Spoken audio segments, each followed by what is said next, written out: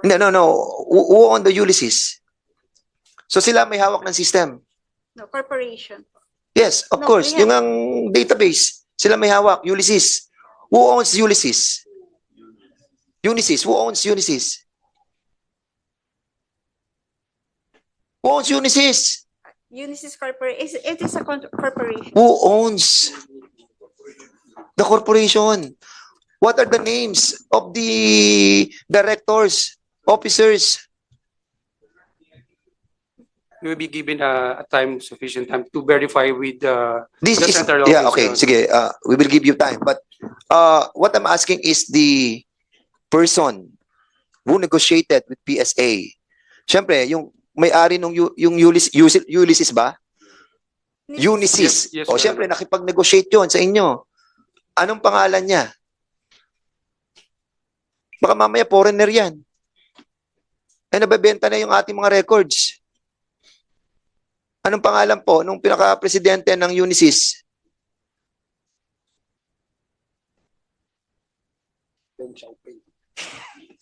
Can you kindly submit to us kung nahirapan po kayo? Submit Yes, to us all the names of the directors of the Unisys.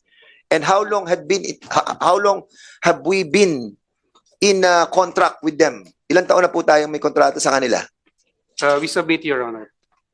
Sige po. Okay. Can we invite also, Mr. Chairman, yung yung pinaka-head ng PSA, si Dennis Mapa, and also that the last 3 former PSA officials, Mr. Okay. Chairman, So, and also all those who are manning the database of the PSA. Okay. Yung controlling mismo, yung nagko-control ng pagpasok noong mga nanggagaling sa iba't ibang local civil registrar. We need that, Mr. Chairman. nangyari yun, no? Na wala naman siyang birth certificate. No? So, yeah, Chair, Congressman Fernandez. Parang may problem tayo dito. Kasi ngayon ko lang nadinig din yung issue that I learned from the statement of the good chairman that in the last hearing ba po yan, Mr. Chair, that NCR did not issue any birth certificate, no? And according naman sa PSA, nagbase lamang po sila sa issuance ng NCR. Paano po mangyayari yon that NCR never issue any birth certificate while PSA nagbase lang po kayo sa in-issue naman ng NCR? So there must be somebody who is lying between the two of you. Have we invited the NCR, Mr. Chairman? Yung sa ating local civil registrar? LCR. Andyan? Yes, Miss Yes, ayan. Rowena Raroque. So, wala kayong issuance, NCR?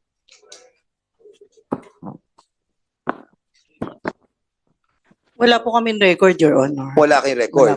Pero sinasabi ng PSA, nagbase sila sa in-issue ninyo. Eh, wala naman silang in-issue, attorney, PSA. How is that so? Your Honor, we have already submitted the endorsement from the LCR. No, that's not the question. Your Paano Honor, the first endorsement which we received from the LCR at that time, actually he's the one who... How can you verify the authenticity of the documents that were submitted to you from the LCR? Kasi lahat yan merong mga tinatawag na security measure Yeah. that is coming from the different LCR.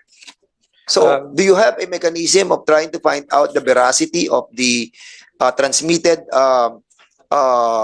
documents coming from the different LCR? Baka itong nangyayari na nangyayari sa buong Pilipinas. Kaya tayo, ang dami ng mga late registration na nagaganap. Mr. Chairman, kasi I really don't know how many cases are there right now. So, attorney, what is the mechanism for you to find out the legitimacy of the documents coming from the LCR? Thank you. Your Honor, we have sample specimens of the concerned LCR, Your Honor. What again? Signature of the LCR, Your Honor, in our database. Signature of the head of the LCR. Yes, Your Honor. So, alimbawa ako, galing ako Santa Rosa, LCR ko, nag-sign ako, pinadala ko sa inyo. That is already legitimized.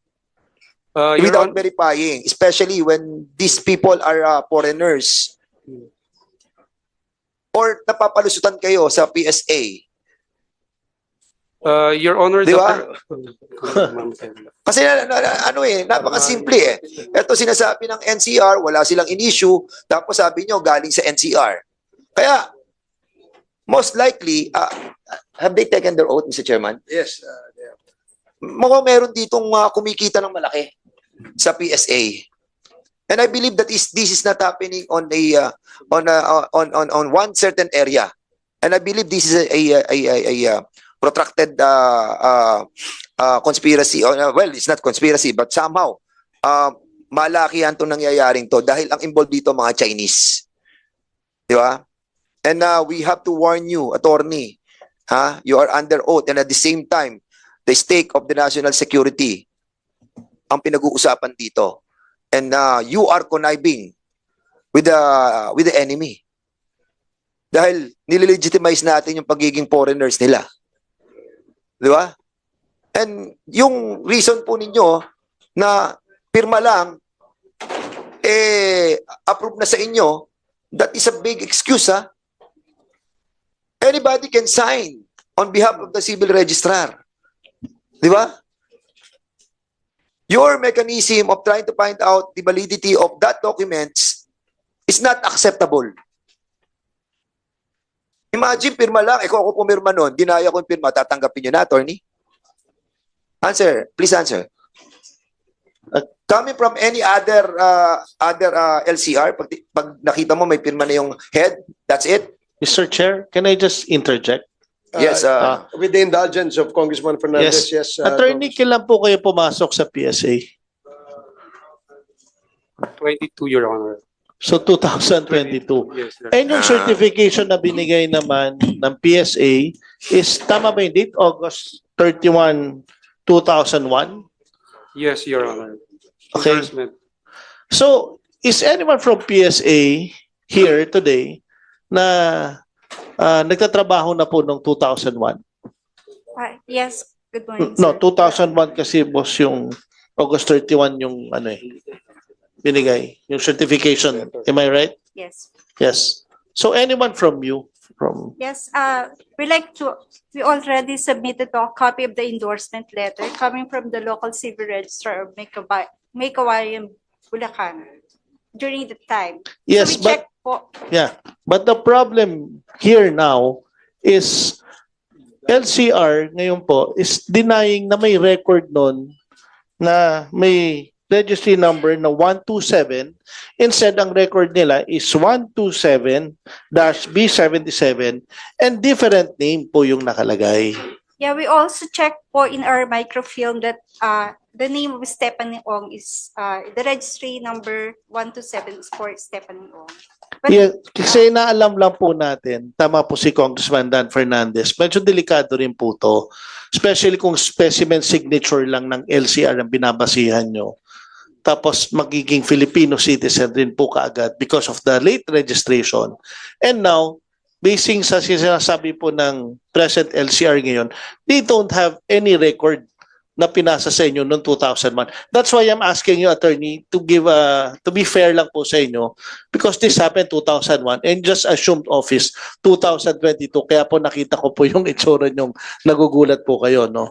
So, ang inaalam lang po natin is ano ba yung mga security measures kasi ayaw na po rin natin maulit din po ito. yes, sir. This time po we are strengthening po yung process with delayed registration. Meron po kaming drafted na memorandum regarding this. Based din po sa mga suggestion na we need to require the late registrant to appear. Yes, but before the notice. eto na po yung case natin ngayon. Sinasabi po ng LCR walang record sila regarding the Willie Ong. So, ano na po ang remedy natin sa PSA ngayon regarding the status of the citizenship of Willie Ong na nag-late registration na wala naman po talaga na record nag-emanate doon po sa ating LCR? Okay. Your Honor, with regard to your question, we have already drafted an endorsement letter to OSG for the filing of cancellation of the birth certificate of Willie Ong. But aside from that, Mr. Chair, if I may, no? Well, I'm really sorry, no? Bago ka lang pala doon. I really don't know. And that was issued on 2001 pa. May we possibly know, kapag nanggaling sa NCR yung dokumento, what part of your agency received that document? Actually, may division po concern on the receipt and No, control. tanong ko lang, anong part ng inyong ahensya ng PSA ang tumatanggap ng dokumento na galing doon sa yung sa LCR, sa local civil registrar? Siyempre, nagpapadala yan ng dokumento, di ba? Sino tumatanggap doon? PSA. Hindi nga, anong part ng PSA? PSA Anong is so big. division? Civil There are different, registration. ha? Civil registration division. Civil Registration division. Sila tumatanggap ng mga birth certificate na dinadala noong mga applicant. No. Sila. No po. Registration at the local civil registry level. Oo nga, 'di ba? Okay, sa local, 'di ba? So ang sinasabi nyo, dinadala pa sa inyo, meron din kayong kopya, 'di ba? Yes po. Sino doon sa PSA ang tumatanggap ng kopya ng galing sa civil registrar? Sa provincial statistics office muna po 'yun. So provincial statistic sa Office probinsya po. muna. Opo. Sa And then provincial dadalhin po. sa national. Yes. They provide po the copy for the PSA. So in other words, it's more of a ministerial job on the part of the PSA yung galing sa local civil registrar? Is that what you are trying to imply with us, to us? Yes, the PSA is the national repository of the documents. Depository lang kayo. Yes. So in other words, lahat na nakukuha na dokumento, paano to? Wala ngang in-issue ang NCR eh. And then suddenly, meron sa PSA eh. Paano nangyari yon? So depository lang kayo. So much more na, Mr. Chairman, the Yes, more that sir. we have to investigate this matter. Because what we can see in here is somehow, doon sa PSA mismo, merong isang division dyan na nag-aayos ng mga dokumentong to na peke. Madam, I'm not pointing at you. Kaya huwag kang mag-anta dito. Miling. Huwag kang mag-react. Because if you reacted this way, baka kasama ka. How long have you been in the PSA? Actually, almost 40 years. Ilan? 40 years. 40 years. And since NSO days. 40 years. NSO time pa. Ang tagal mo na doon. You should know everything. 40 years ka na andon. And it happened. Within that 40 years, itong problema na kinakaharap ng ating bansa, na maraming foreigners na nalilegitimize, especially yung mga Chinese, na ginagawang Pilipino. Are you a part of it? Are you a part of it? Ma'am, I'm asking you. Are you a part of it? Definitely no. Hindi kasi nga ma'am, ang sinasabi ko po depository lang kayo Sabi nyo, kung depository lamang kayo, yung mga dokumento na nanggagaling sa mga LCR, tinatanggap nyo lang. Para kayong nga isang system, para kayong interface na pagkatapos na magawa na ng LCR yung kanilang mga dokumento, meron lamang kayong kopya. Depository nga lang Pero unfortunately, in here, nakikita natin, wala silang in-issue, kayo meron. How is that so? There must be a problem in you. Kaya Mr. Chairman, lumalawak yung problema natin dito sa mga foreigners na legitimize. What part of your provision, of your policy that involves the, what do you call this? The provision of yung late registration. Anong parte ng inyong provision na pinapayagan nyo ang late registration? Like for the example of Mayor Alice Guan, 17 years, saka lang siya na-register. How is that so? Why did you allow it? Can you kindly explain on this committee? Anong provision ng PSA nakalabas na pwede tayo magkaroon ng late registration as long as this kind of situation that Mayor Alice Guan Go. have encountered 17 years, tapos niregister natin? Correct, ma'am? Yes po. Siguro 40 years ka doon, nasa PSA ka na. Have you encountered this issue of Alice Go? Late registration? Ano po yung policy po natin sa late registration? Meron po kami procedure on the late registration. Actually, we consider po na timely ang registration kapag narehistro siya within 30 days. Within? Upon birth po. Dapat na i-register siya in 30 days po. So we consider that timely. If na, So no matter how long you've been in the country, kahit na 30 years ka na, pwede ka pa rin mag-late registration. Is that the policy? meron pong late registration procedure na dapat i-comply po nila yung Can you kindly requirement. give us the provision of your policy on the late registration? So wala siyang capture na time element. Na for example, kailangan hanggang 5 years ka lang. O, sa ngayon po, wala. Basta after ng reglementary period, if talaga magre-register po, yun po yung considered na delayed registration. So who is the head of that registrar na nag-upload noong mga documents coming from the LCR? Sinong head sa PSA? Sa ngayon po, meron kaming civil registration service na Sino nga po ang head? si Assistant National Statistician Marisa Grande. Ilang taon na po siya doon? Hindi ko. Sir, Mr. Chairman, can we invite that person from the PSA as well? Because we need to find out the culpability of our government agencies that deal with the approval of the PSA, you know? Kasi nakikita natin dito baka malaki tong sitwasyon na to, Mr. Chairman. And that's the reason why we wanted to invite those people who are responsible for receiving the copies coming from the LCR. Tingnan po natin yung kung sino ang mga ito. At especially sa province ng sa ba nang galing? May Kawayan, Bulacan.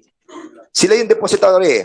Sino yung head ng depository nyo? We need to invite them, Mr. Chairman, to shed light on this matter. Kasi kitang-kita po natin na may problema doon sa transmission eh. Kung depository lamang sila, dapat talagang magre-reflect lang kung ano nang gagaling sa mga civil registrar. Pero kung meron ngayon nakakasingit, ang problema nasa PSA. Depository, nasa inyong problema. Mr. Chair. Thank you, Congressman Fernandez. Just in relation to, before I recognize Congressman Akop, in relation to the question raised by Congressman Fernandez, and before that, I'd like to acknowledge the presence of Congressman Gaston Buting. Welcome to the Committee on Dangerous Drugs. Thank you, Mr. Chair. Good morning po sa inyo. So, from LCR, papunta sa PSA, wala bang kasamang mga supporting documents yun? Yung submission po ng mga requirements po ay nasa local civil registry offices po. And when the LCR endorses to PSA, anong kasama dun sa endorsement? Yung transmittal lang po. Transmittal lang? Walang Transmittal. ibang documents that would support the transmittal? Yung file po is nasa local civil registry offices po. Okay, thank you. Congressman Akop, you're recognized. Thank you, Mr. Chair. May I know from Madam Roque, you also attended the last hearing, right?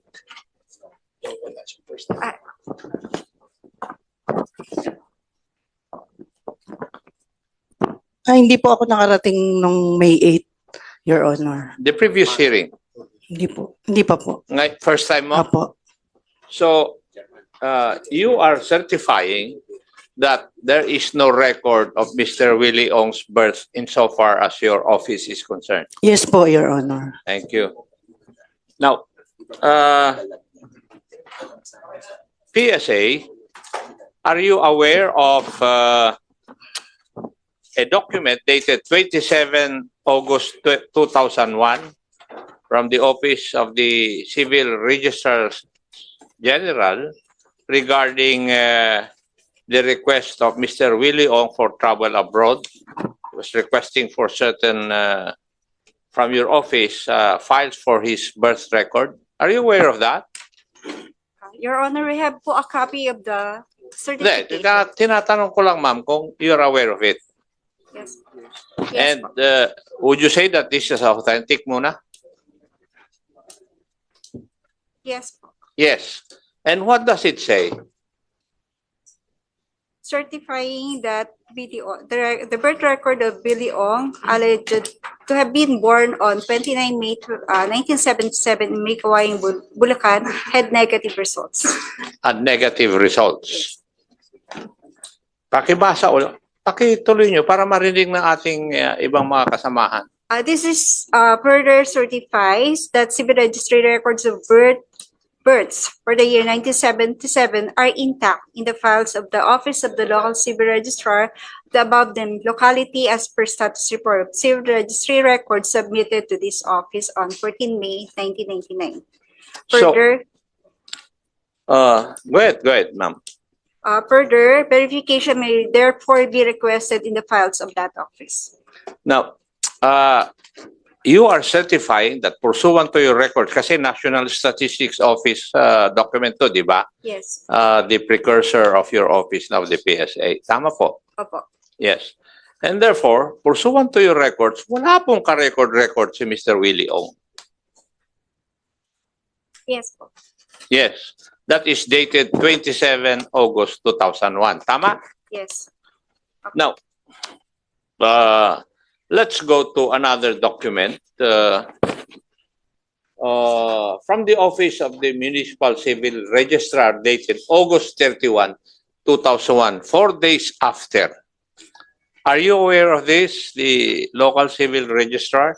It was signed by a certain Mr. Epifanio Areno. We have a copy po, sir. You have a copy of that. Yes. And what does this document say? 4 days after the PSA certified na wala silang records regarding the birth of Mr. Willie Ong. Sir, the Office of the Municipal Civil Registrar, Mr. Epifanio Areno, has endorsed the copy of the document on 31st August 2001. So Yes, this is a letter of endorsement. Tingnan mo, Iha. Yung date ng PSA is August 27. August 27, right? Yes. Tama? Yes, po, sir. Yun yung kwan ng PSA. Pero yung document na walang record si Mr. Willie Ong. Tama? Pero sa local civil registrar, dated August 31, 2001, ang date of birth ni Mr. Willie Ong ay May 29, 1977. Tama? Yes, po, sir. Oh, paano nangyari yun? Sinasabi ng PSA, wala nga silang records of birth dated August 27, 2001. Pero 4 days thereafter, nag-issue ng document ang local civil registrar, August 31, 2001, nagkaroon na kaagad siya ng birth date. Sir, may process po tayo ng endorsement if with negative result from PSA. If positive po or may kopya at the local civil registrar, may process po tayo ng endorsement na tinatawag.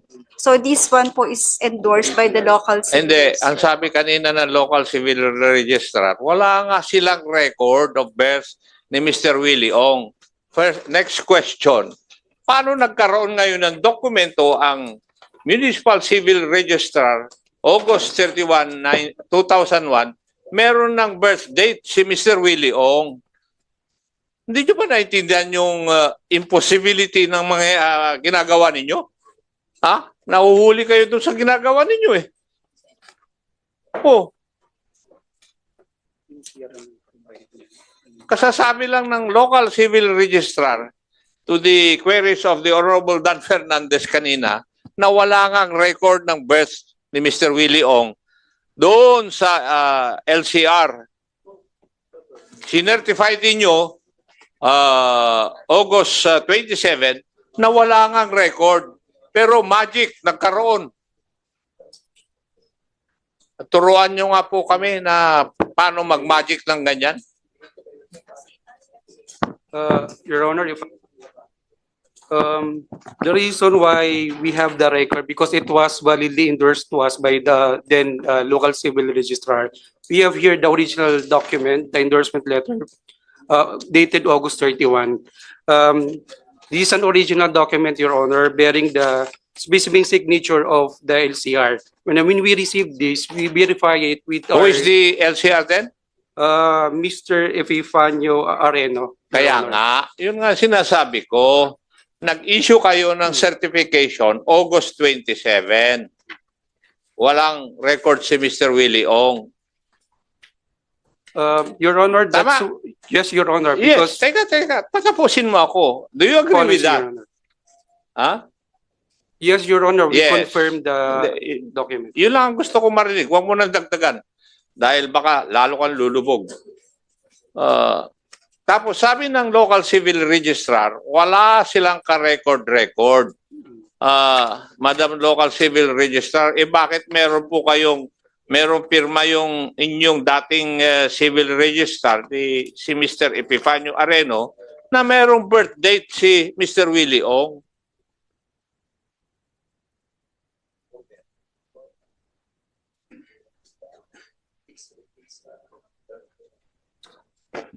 Your Honor, hindi ko po siya masagot kung paano po nangyari yun that time.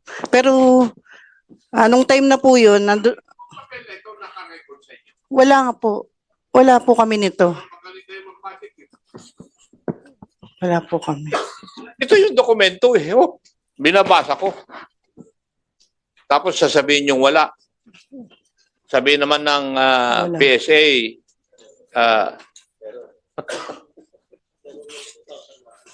meron noong 2001.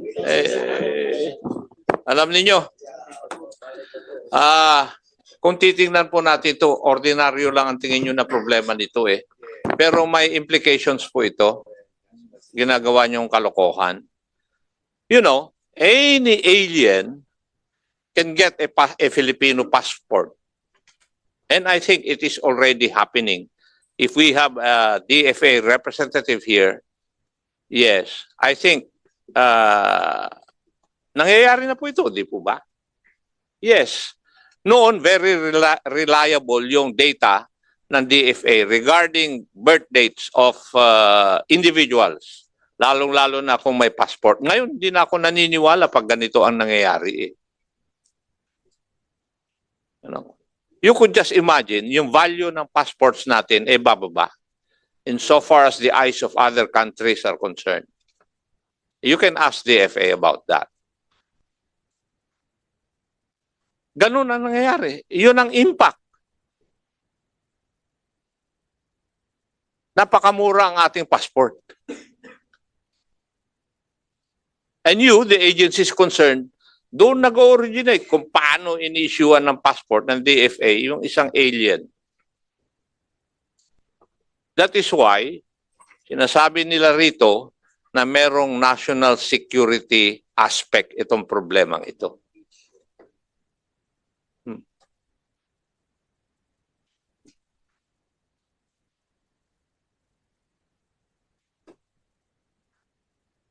So, paano nyo i-explain yung mga ito?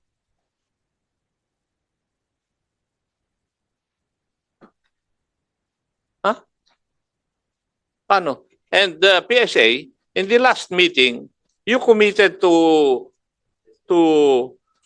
form a technical working group to look into this problem. Tama? I have it on record. PSA was directed to create a technical working group to study this issue. Are you aware of that? Yes, Your Honor. Yes.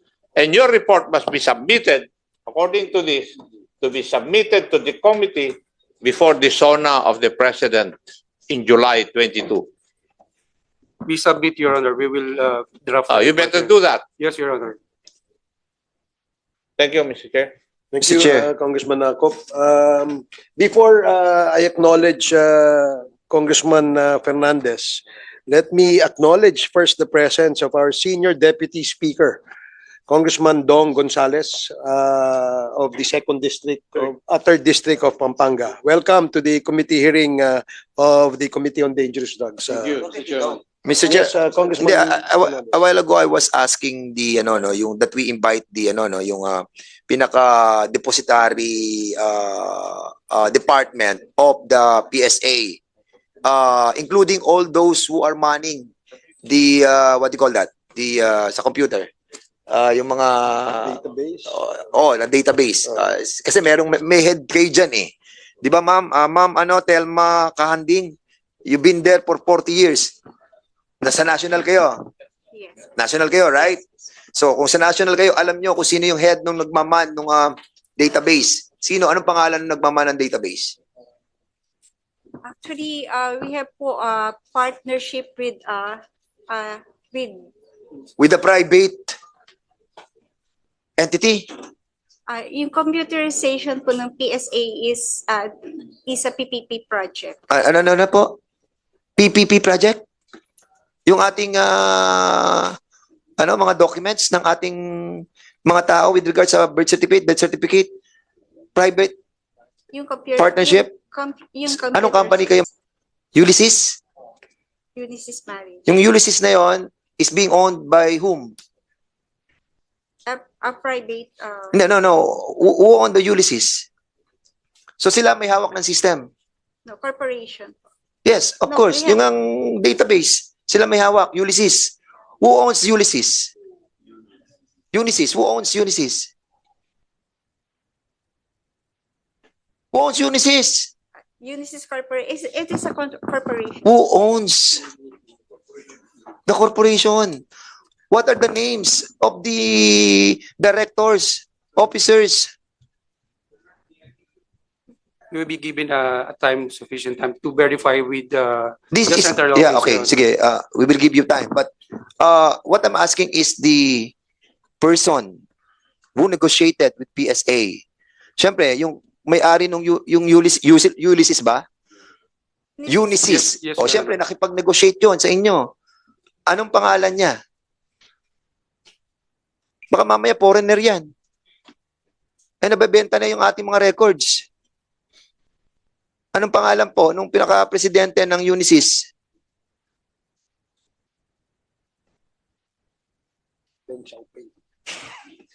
Can you kindly submit to us kung nahirapan po kayo? Submit Yes, to us all the names of the directors of the Unisys. And how long have we been in contract with them? Ilang taon na po tayong may kontrata sa kanila? We submit, Your Honor. Sige po. Okay.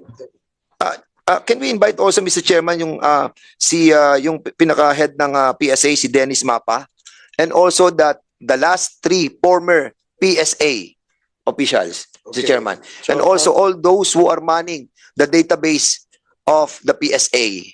Okay. Yung controlling mismo, yung nagko-control ng pagpasok noong mga nanggagaling sa iba't ibang LCR. local civil registrar. We need that, Mr. Chairman. Okay, Comsec, please take note of the request of Congressman Dan Fernandez. Mr. Chair. As to the personalities we will invite in the next scheduled hearing. Before we acknowledge Congressman Gomez, I'd like to share in relation to the questions propounded by the members to PSA. Pakita ko lang itong very crucial kasi itong information na to because Empire 999 owned by Mr. Willie Ong, majority owned by Mr. Willie Ong, is now 99% not a Pinoy, not a Filipino. And considering that he's not a Filipino, this is of course violative of the Constitution kasi yung 60-40 equity na violate niya dito, no? More than 40% siya eh. And to add insult to injury, ginamit niya yung pagiging fake niya na Pilipino para makabili ng maraming lupa dito sa ating bansa, no? And particularly in Pampanga. So ito, napaka-importante, yung korporasyon niya, when we traced back, yung some of the incorporators are related also to the other corporations registered in our country. Can we show it on screen? Yung mga, unahin muna natin ito, no? Ito, Mr. Willie Ong, fictitious PSA certification of the existing birth record, no actual record at the LCR. Dahil yun ang sabi ng LCR, at wala namang siyang kopya na, meron ba siyang Form 102, yung birth certificate, PSA? Wala. So meaning, kagaya nung sinabi nyo kanina, you will immediately cancel, what is there to cancel if he has no birth certificate? No, di ba? So, ano yan? Yung Henry Bigay, okay, one of the incorporators nung Yatay tsaka Omni, sinabi dito, only the name of the mother was entered on the birth certificate. There seems to be a pattern, no? Yung mga Chinese nationals wanting to get Filipino citizenship, ang modus, pinanganak sa isang malayong lugar sa ating mga probinsya, late registration, ang nagpaanak, kumadrona, o midwife, lahat po yan. Yan o, yun yung pattern eh. At pang-apat, doon sa kanilang records that they submit, mothers lang ho yung nakarehistro. Or father, mother or father, hindi mother and father, no? So parang these are all red flags, di ba? Kung tutusin, no? Ngayon, meron dito yung Bernice Yang Tan, I'm sure si Attorney Suwa, who represents Miss Bernice Yang Tan and Denise Kayang, no?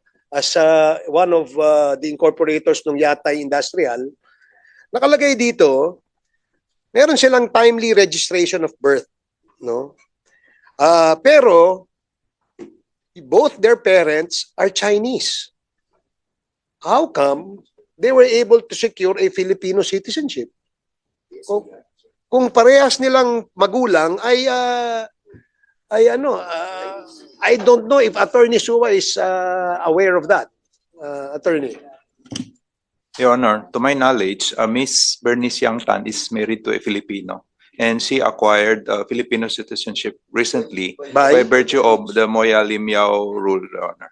Okay, I'm not very familiar with that ruling, but when was this? Your Honor, I think the marriage was in 2021, Your Honor, and the process of acquiring Filipino citizenship by virtue of marriage to a Filipino under the Moya Limiao rule was processed, I think, 2 years ago, Your Honor. Oh, can we get records of that too? And please ask. Mr. Chair, can we be educated on that issue? What was Can you that? enlighten us more Kasi on parang that medyo, ruling? anong ruling yun? Yes, That's that not is the ruling the- of the, wait. That's not the ruling of our Philippine government. That's the ruling of what? Supreme Court. Supreme Court decision. So, okay, sige. So, again, pati si Denise Kayang, by virtue of his being married to a Filipino. For Denise Kayang, Your Honor, she is a Filipino by virtue of administrative naturalization, duly filed with the Office of the Solicitor General under the, I forgot the exact Republic Act number, but Your Honor, What year was this? I don't have the exact date, Your Honor, but I think a few years ago, Your Honor. Attorney Su. Mr. Chair, Yes, Congressman na ako. The Supreme Court decision was dated 2 years ago. Did I hear you correct? No, Your Honor, I think we have officials of the Bureau of Immigration who can elucidate on the Moya Limiao rule, Your Honor. That is for marriage of a Chinese citizen married to a Filipino. They are allowed to acquire Filipino citizenship, Your Honor. The ruling was in the year 1971. I'm sorry, Your Honor, I did not Okay. recall the exact date of the Moya Limiao ruling, Your Honor. When did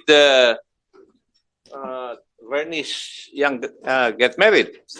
I think 2021 or 2022. I'm not sure of the exact date. 2021, 21 or 22, Your Honor. And then 2022. thereafter, yes, and then thereafter she applied for acquisition of Philippine citizenship with the Bureau of Immigration accordingly, Your Honor. Pursuant to that decision of the Supreme Court. Yes, they called that the Moya Limiao ruling, Your Honor.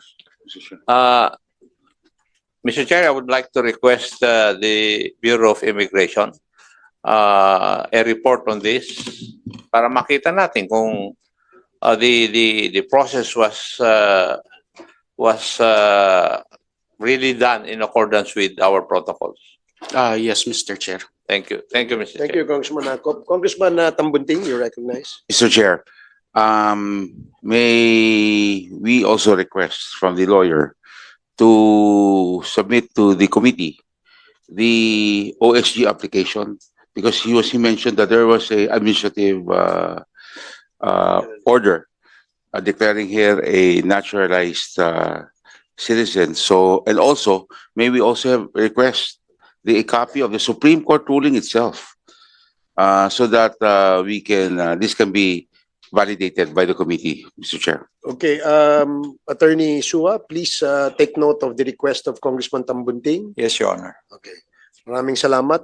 Alam nyo kasi napaka-importante nitong isyong itong sa birth certificate Correct. at saka yung pagiging Pilipino because these people possess Filipino passports. Gaya ng sinabi ni Congressman Akop, nagiging mura na yung Filipino passport in exchange for what? Diba? For something probably monetary, di ba? Kasi wala namang gagawa ng ganitong kalokohan na alam nilang labag sa batas kung walang kapalit po ito. So we just like to emphasize that. And with this information we have at hand, medyo nakakaduda at medyo red flags po ito. True. Kasi droga ho ang pinasok nung taong involved. At bukod sa drogang na-discover natin, meron din po tayong na-discover na ibang anomalya na ginawa rin ng mga the same personalities na ito. Kagaya ho ng paglabag sa batas, sa pagkakaroon ng majority share sa isang kumpanya, more than 40%. Yes. At syempre, yung pagbibili ng lupa.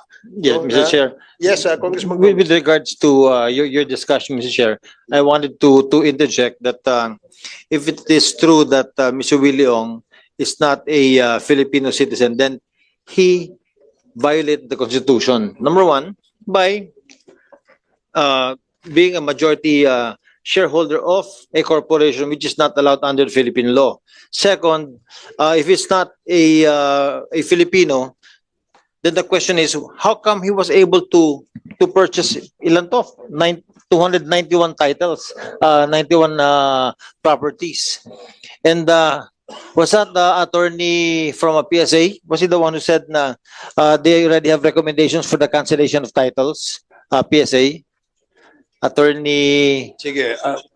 So kung ganun, now that we have already identified, So there's a recommendation for cancellation of citizenship, and Yeah, that's is there one. also a recommendation for cancellation of titles and sequestration of land okay. in favor of the government? Sige. What is this PD remedy? Pagka ganyan, PSA. Sorry, LRA. Yes, sir. What the LRA does in this case would be to file an endorsement with the Office of the Solicitor General for the forfeiture of the properties. Okay. So, Chairman. pwede ba na, kasi ang normal tendency, no, kapag may ganyan, magbibibenta ng mga lupa kagad yung mga yan eh. So, pwede bang i-annotate doon sa titulo na merong congressional inquiry in aid of legislation para yung posibleng buyer, titingnan muna kung ano yung mga annotation doon sa title. Pwede ba yan? Your Honor, yung allowable under the circumstances is an annotation for list pendants. Ibig sabihin po, kailangan may Yes. kaso sa court. Okay. However, we commit right now na we will monitor the properties. So, there must be a case first before yung lease pendants would apply? Yes, Okay. Your Honor. So in this case that meron pa tayong ongoing investigation sa congressional inquiry, can we not annotate or put an annotation that subject to the et cetera ng congressional inquiry? Yung based on an endorsement from us, Your Honor, pwede nang mag-file ng case ang Office of the Solgen tapos tatakan na namin yung list pendant. Okay, so mas maganda yun. Yes, Congressman Paduano. Anyway, in line with that purchase of properties of foreign national, actually sa committee ko, it was raised already, Mr. Chairman, and in fact, supposedly before this hearing commenced with regards, before the period of interpellation commence, I will deliver manifestation that all those documents relating to investigation in my committee in public accounts will be submitted to this committee because interlocking po. No? That's number one. Number two, Mr. Chairman, I will also submit the opinion of the OSG with regards to this matter. Now, but I have now the official reply by OSG signed by OSG Guevara. I will submit it to the committee, Mr. Chairman. But let me ask na lang muna, OSG is present.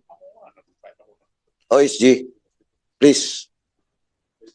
Please. By the way, Congressman Paduano and the honorable members of the committee, we have in the other room, in the holding room, the presence of the 4 Chinese nationals apprehended by BID and Philippine National Police as part of or as members of a syndicate in faking citizenship and passports. Nandyan po sila sa likod. We can call them anytime to pursue our questioning. Let's invite them over, Mr. Chair. In relation to Let's invite lang para while you're asking, na sige, prepare na siguro sila. Before that, let me invite you to have your lunch while we're having our committee hearing. The lunch was sponsored by our Senior Deputy Speaker, Don Gonzales. So you can have lunch while we're conducting this hearing. Okay, Congressman Paduano. Mr. Chairman, OSG, are you present during my hearing with regards to the issue of land acquisition of foreign nationals and the legal opinion of the OSG was asked by the committee? Not me personally, Your Honor. In the last hearing in this committee, the issue also arise. Then the OSG was asked, are you present during the last hearing? I wasn't, Your Honor. Yun, Mr. Chairman, yun ang problema.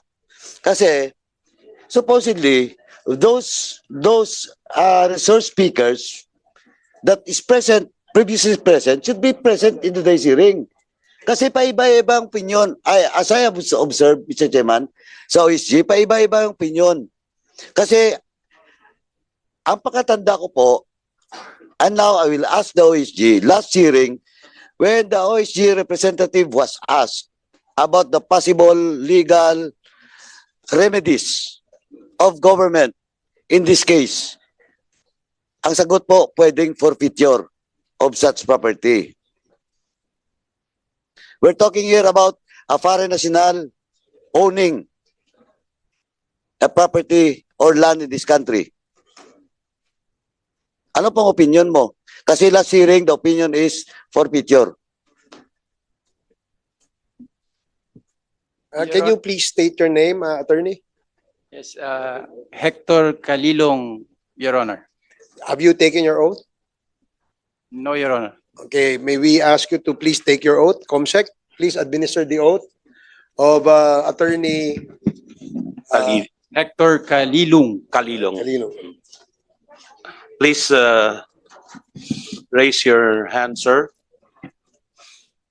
Do you swear to tell the truth and nothing but the truth in this congressional inquiry? Yes, I do. Thank you.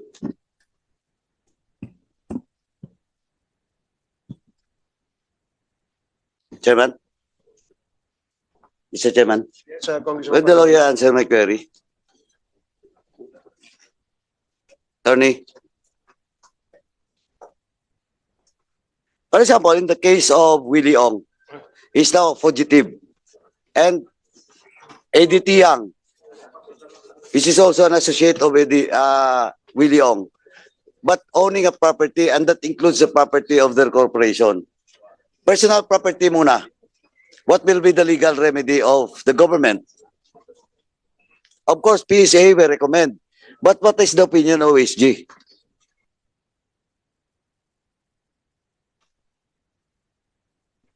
Your Honor, escheat or reversion proceedings can be filed, Your Honor. Sorry? Escheat or reversion proceedings can be filed. Reversion. Yes, Your Honor. Okay. Okay, so, Mr. Chairman, just for the record, the answer, ito yung gusto ko marinig. The answer of OSG is pwede po yung reversion process. After the PSA recommends to OSG. It is the LRA, Your Honor. LRA, sorry. LRA. Yes, Your Honor. After the LRA, will recommend to you. Endorse the case to the OSG, Okay. Your Honor. Now, question of can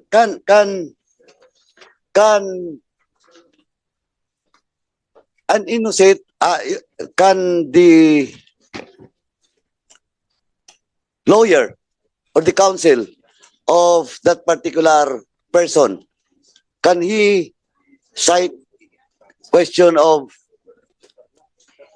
in good faith? And that, remember, the title was already transferred twice at or thrice.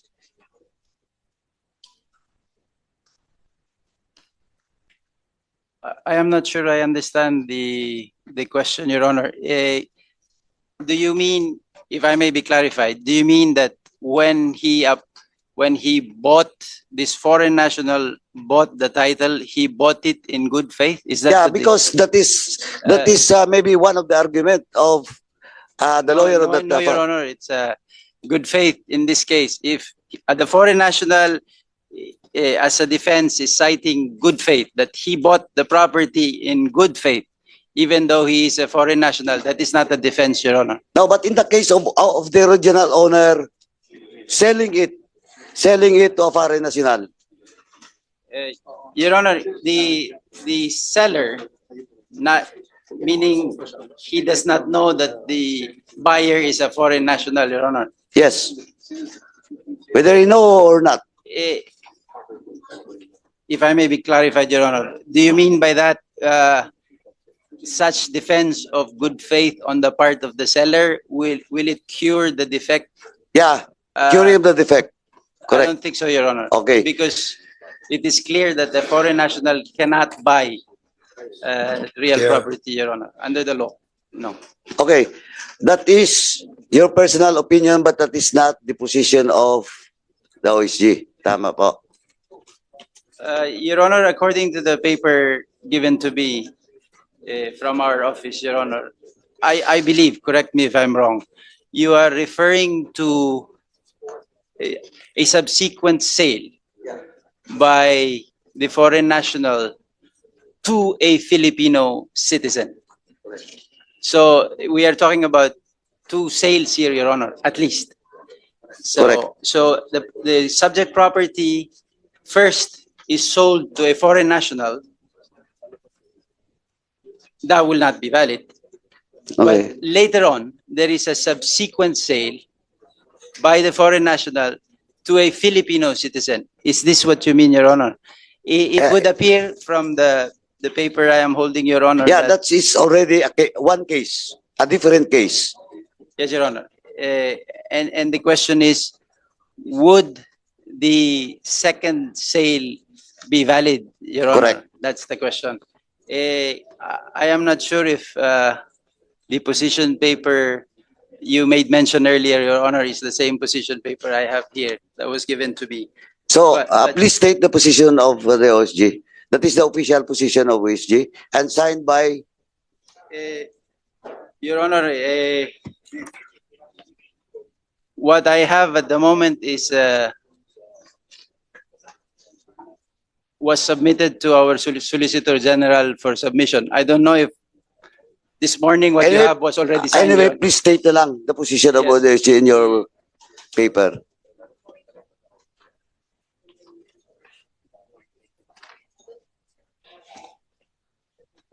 Yes, wala pa, may problema kasi ito eh.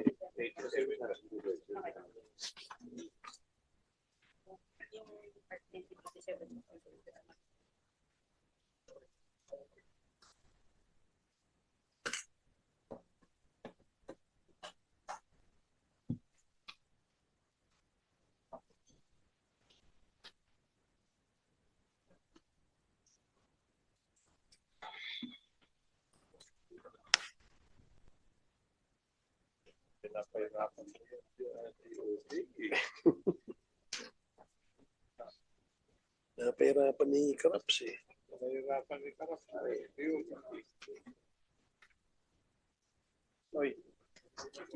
Mr. Chair, while waiting, may I be allowed to interject with the Related sa tanong ko? uh, Baka hindi. Jermaine?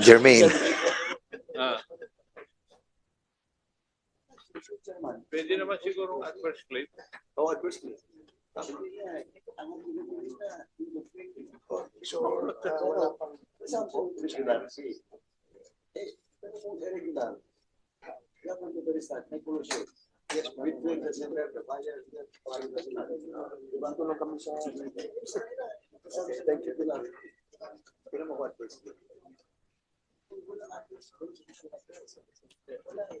State can file an adverse claim doon sa titulo para hindi may bebenta. Oh, hindi, may annotation. Lagyan na ng annotation kasi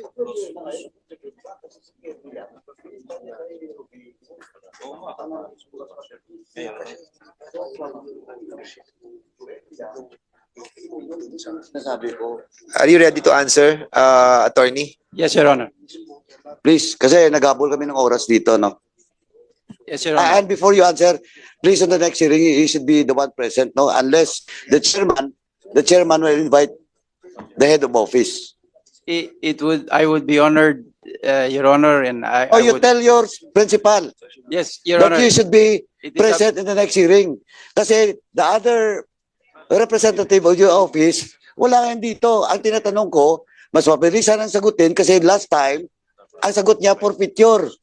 Now we have the documents coming from your office, signed by no other than the head of office, OSG Guevara. I understand, Your Honor, but if you would understand my predicament, I cannot tell my principal to tell me to appoint me, Your Honor. It is up to him to choose. And who then you will tell represent. him that it is the decision of this committee.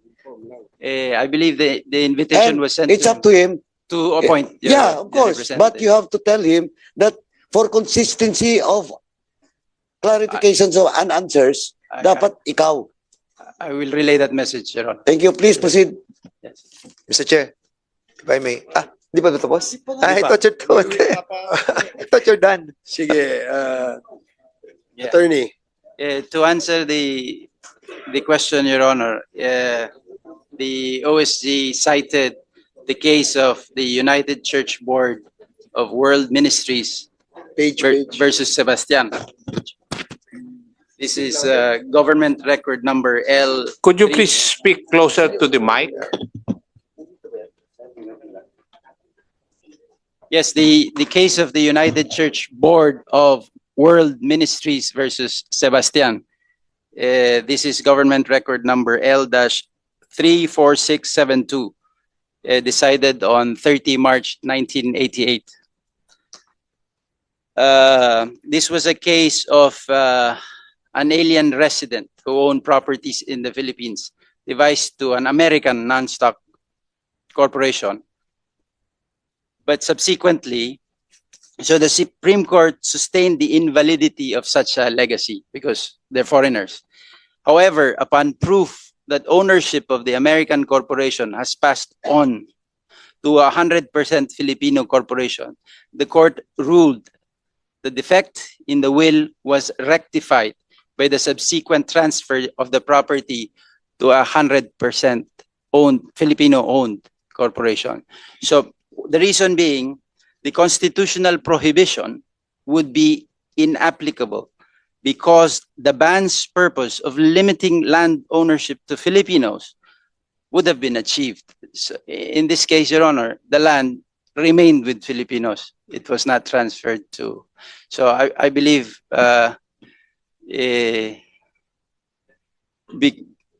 your question, Your Honor, is why is it that subsequently the sale was recognized valid, or the transfer of ownership was recognized valid when in the beginning it was owned by a foreigner?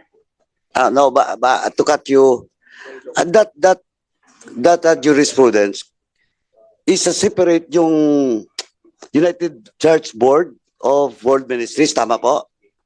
Versus Sebastian, yun yung kinote Yes, Your mo. Honor. Yes, Your Yeah, Honor. that jurisprudence can only be applied if there is a regularity in the transaction. But in this case, there is a graph cases that was already filed.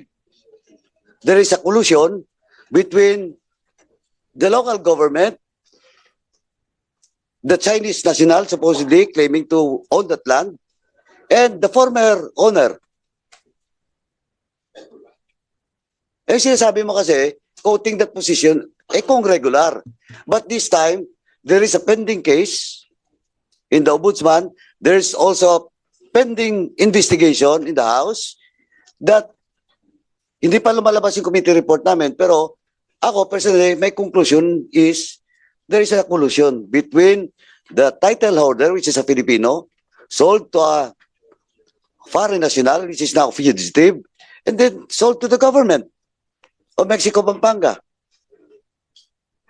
There is, the process or the transaction is irregular. So, Your Honor, in such a case, I was not advised of the position of the office, Your Honor. And I know not of a Supreme Court decision that bears the same facts. And there being as yet no justiciable controversy, I will not dare to give an opinion of what the Supreme Court will say in this case, Your Honor. So, Mr. Chairman, may we require the OSG to have an official opinion on the next hearing with regards to the issue that I raised? Well, if that is possible, maybe we can ask the OSG to issue an opinion on the questions raised by Congressman Paduano. So, Kasi Chairman, for the record, I have here now the answer of OSG doon sa committee ko. And ang pag-intindi ko po, yung sagot nila is not favorable to the direction that we should have with regards to properties that should be reverted back to the government. Now, kasi ang ano ko nga, kaya ang tanong ko kanina, ang question of regularity, presumption of regularity, pwede. But dito kasi, it is already established that, when in fact, sabi ko na may pending case sa Ombudsman. Now, ang hinahabol natin dito is the property. Kasi there is already one property owned by Mr. Eddie Yang, sabi ko na, which is a fugitive, a foreign national, which was sold to a Filipino in the person of Rodingo. But this Rodingo is still, it has to be established if indeed he's a Filipino. Di ba? Eh, kung ganyan yung opinion ng OSG, talong-talo dito yung gobyerno. Talong-talo dito ang mamamayan. Mr. Chair. with the indulgence of Congressman Paduano, Congressman Akop, you're recognized. Thank you, Mr. Chair. May I know if the buyer of the property at issue is also a Filipino? Have we established that?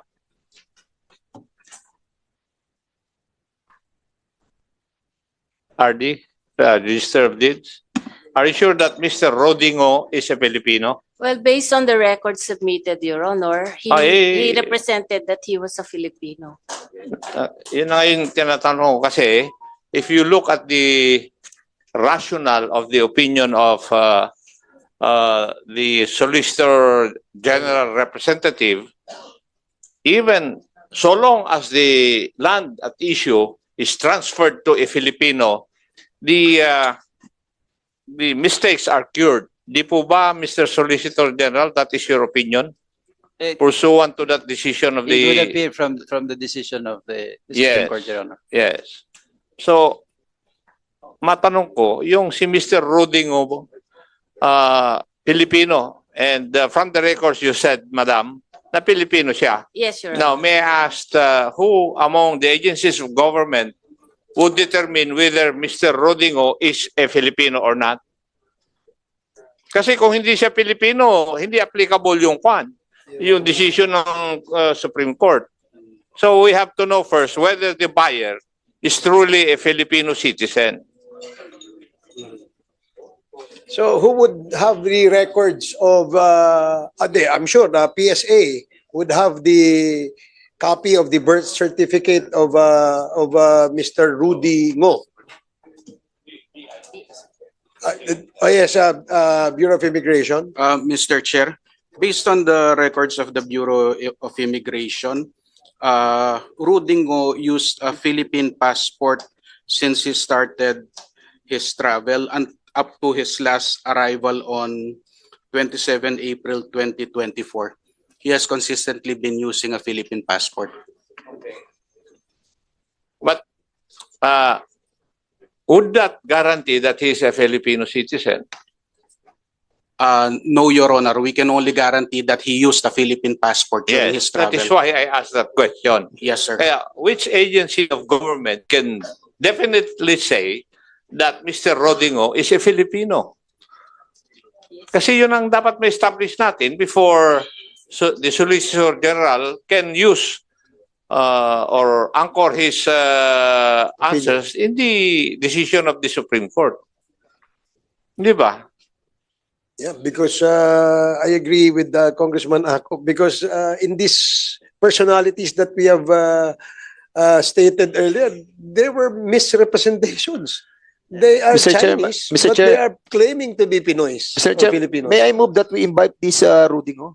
Because I think this will follow a bad precedent if ever that we allow, if ever that this guy is a Chinese citizen and bought the property from a Chinese citizen as well, pinaiikot lamang tayo ng mga to. So, let's invite this Rudingo, Mr. Chairman. Chairman. Mr. Okay, with the indulgence of Congressman Hindi pa- Akop. hindi pa Congressman ako tapos Akop eh. has the floor. Please continue, Congressman Akop. PSA, could you submit the records that you have pertaining to a certain Mr. Rodingo? Yes, Your Honor. We will submit a document, Your Honor. Yes, para makita natin kasi parang kayo lang ang makapagsasabi kung Pilipino siya o hindi eh. Yes, Your Honor. We submit. Yes. Okay. Thank you, Thank you, Chairman. Mr. Chair. Thank you, Chairman. In a way, last one to Chairman. Kasi ito, in the case of Willie Ong, Chairman, ito nangyari na kay Edith Yang. Soljen, please. Ito nangyari kay Edith Yang, which is also an associate of Willie Ong, doon sa Empire 999. Now, there are properties now. Well, in fact, if the Chair will allow me to discuss later all the properties of and bank transactions of Willie Ong, there is an exigency to act on it. Kasi baka ang kaso na nangyari kay Eddie Yang, mangyayari din. Properties of Willie Ong as of now has not yet been sold. Now, LRA, I think you have to act on it. You recommend to OSG to have an adverse claim dun sa lahat na property ni Willie Ong. Your Honor, we will follow up on our request to the OSG on this matter. When? When I get back to the office, Your Honor. Please. Yes, Ganon din po kay Eddie Yang. Kasi Eddie Yang was already established that he is a Chinese citizen using Chinese passport. And that passport he's holding, a Filipino passport, he's not using it for the past several years. BID na mismo ang nagbigay ng record. Now we are not doing something about it. And this is the interest of this country and the people of this country. Matagal na to, isang taon na to eh. Sumalubong lang tong hearing ni Chairman Barbers because of the drugs. And I hope OSG, gawan nyo ng paraan. Hindi pwede to.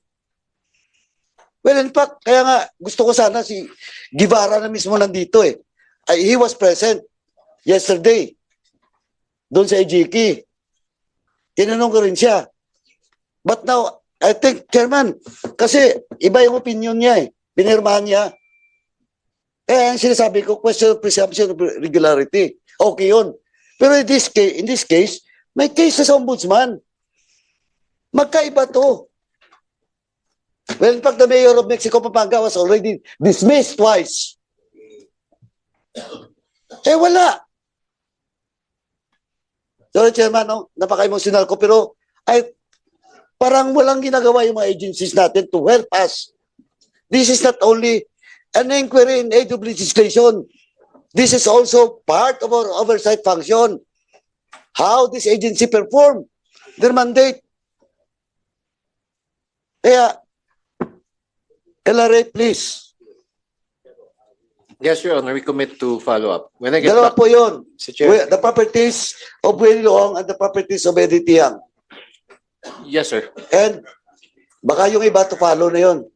Thank you, Mr. Chairman. Mr. Chair, I would like to agree with Congressman Paduano, Chairman Paduano, kasi established na naman natin nandiyan ang SEC, tapos si Willie Ong hindi naman Pilipino, Chinese 45% siya, si Jack Yang hindi rin Pilipino, 5% siya, si Eddie Yang 5%, 55% sila in violation of the 60-40 ruling of owning the properties. And I think it is incumbent upon the sa OSG. Attorney, makinig ka naman.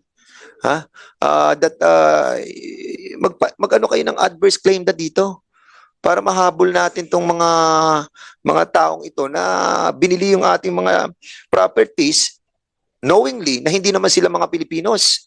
Hindi ba nakikita na ang nangyayari po dito ay nagiging province na tayo ng China? Sa dami ng mga properties na binibili nila, 292 titles dito pa lamang sa Empire 999. O wala pa yung Golden Sun, wala pa yung Poolwin, wala pa yung Yatay Industrial Park, Yatay International, Omni. O ano pa yung hindi naming alam?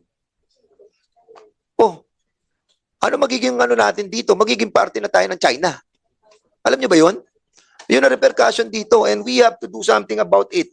And Attorney Suwa, kanina may binanggit ka, so yung Bernice, ang napangasawa, si Dennis Tam. Is that right?